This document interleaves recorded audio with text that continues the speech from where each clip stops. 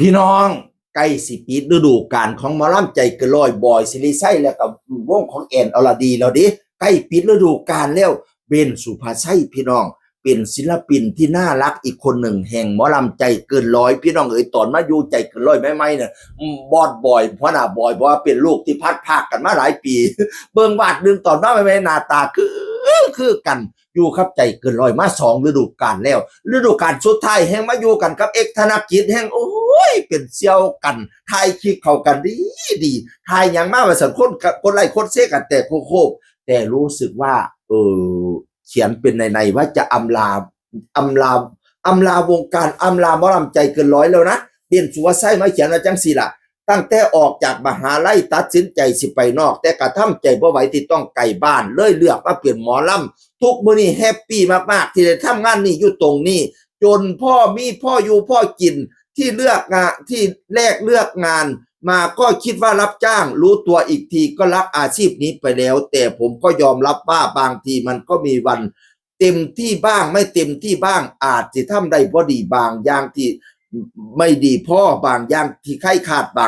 างที่ก็เก็บเรื่องแย่ๆไว้ข้างในลึกๆพ่อยิ้มได้บ่เต็มแก้มว่าฉันว่าจากเด็กวันนั้นสู่ผู้ใหญ่ที่อาจจะบ่ใครเต็มพ่อ ผู้ใหญ่ที่บ่ใครเต็มพ่อลังเทียแล้วก็เฮ็ดคลิปตลกโปกห้าบางคนก็มองว่าเราบ่เต็มผมแค่อยากจะบอกว่าเรามีเวลาที่ต้องแยกย้ายกันจริงๆแล้วนะเหตุผลหลักๆคืออยากไปอยู่ใกล้ครอบครัวมากขึ้นแบบมากที่สุดจากที่สู้ข้างนอกมาหลายปีวันนี้กับพ่ออยู่พ่อกินแล้วรู้สึกว่ามันพ่อดีที่สิกล้าที่จะไปสู้กับการหัดขับรถไถกับพ่อสิไปหัดขับรถไถอยู่บ้านคุณพี่น้องเอ๋ยชอบวลีนี้พออ่านแล้วรู้สึก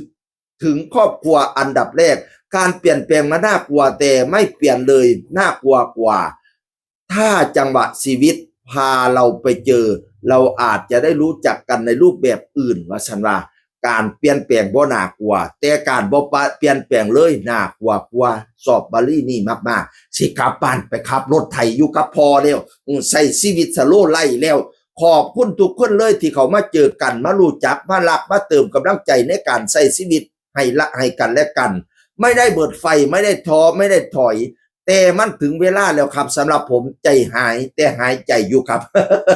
ใจหายแต่หายใจอยู่แวะมาบอกไว้เพื่อทุกคนอยากเจอใกล้ปิดวงแล้วนะมาดูใจเกินร้อยด้วยที่ไปใกล้เบิดโวปิดวงแล้วไปเสียบ่สั่นสิบ่ได้พอเราเด้เราไปขับรถไถอยู่บ้านแล้วมันน่ะบอยก็มาแซ่เขียนโพดว่ายินดีในทุกเส้นทางครับขอบคุณที่มาช่วยงานเป็นเวลาเกือบ2 ปีขอให้เจริญรุ่งเรื่องครับฮักเสมอว่าสั่นมันน่ะบ่อยว่าพี่น้องสิไปแล้วอำลาวงการแล้วสิไปขับรถไถอยู่กับพอแล้วพี่น้องเอ๋ยก็เป็นกำลังแรงใจให้เด้อบลากับเพลงอีพอก่อนเกี่ยวเขียวมุตันพันมุดอนใส่ชีวิตทั้งใดกันหงย่างเลี้ยงเหลี่ยมเด้อคนหกผู้ดีเบนสุภาชัยจะอำลาวงการแล้วอำลาใจเกินร้อยไปอยู่กับไปขับรถไถกับพอแล้วพี่น้องเอ๋ยพ่ออยู่พ่อกินพ่อได้พ่อมีแล้วพี่น้องกันพอถึงกำลังคำรวยแต่อยากไปใช้ชีวิตกับครอบครัวอยากไป